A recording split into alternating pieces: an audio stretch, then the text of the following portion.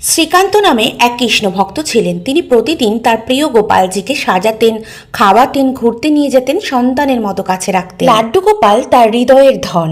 একদিন তিনি গোপালকে ছোট্ট ব্যাগে বসিয়ে রেখে ট্রেনে যাত্রা শুরু করলেন।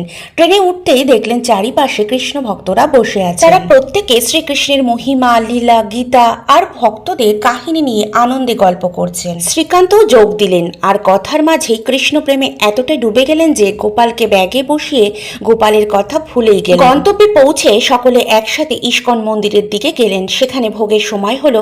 তখন হঠাৎ তার মনে পড়ল, আরে আমার গোপাল কোথায়? তিনি চারপাশে পাগলের মতো ছুটতে লাগলেন, কাঁদতে লাগলেন, খুঁজতে লাগলেন তার লাড্ডু গোপালকে। অন্য ভক্তরা সান্ত্বনা দিয়ে বলল, ভাই দুঃখ করো না, আমরা তোমাকে নতুন গোপাল দেব। কিন্তু শ্রীকান্ত বললেন, না, আমার গোপাল অনন্য, আমার সন্তান, তাকে অন্য কিছু দিয়ে প্রতিস্থাপন করা যায় না। আজ যদি আমার সন্তান হারিয়ে যেত, আমি তাহলে কি করতাম?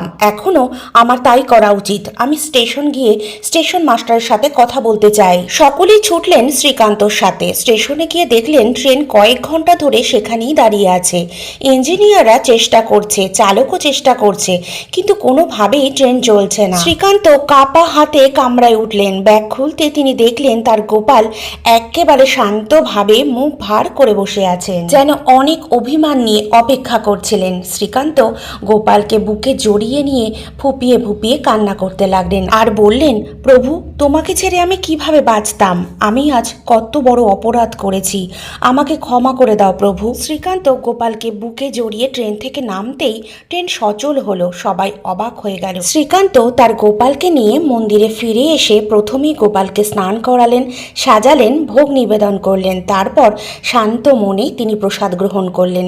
তার চোখ ভিজে গেল কৃতজ্ঞতায়। মনে মনে বললেন, প্রভু, আপনি ছাড়া আমার কিছুই নাই, আপনার কৃপায় আমার জীবন পূর্ণ। বন্ধুরা, ট্রেন কেন থেমে গেল? কেন আবার চলতে শুরু করলো? এর বৈজ্ঞানিক কোনো ব্যাখ্যা নেই। এটি ভগবান আর তার ভক্তের অদ্ভুত লীলা। ভক্ত যদি আন্তরিক ভালোবাসা দিয়ে ঈশ্বরকে হৃদয়ে ধারণ করেন, তবে ভগবানও তার প্রতি দায়বদ্ধ থাকেন। বন্ধুরা, আজকের গল্পটা যদি ভালো লেগে থাকে অবশ্যই একটি লাইক করবেন আর কমেন্ট বক্সে হরে কৃষ্ণ লিখতে কিন্তু ভুলবেন না।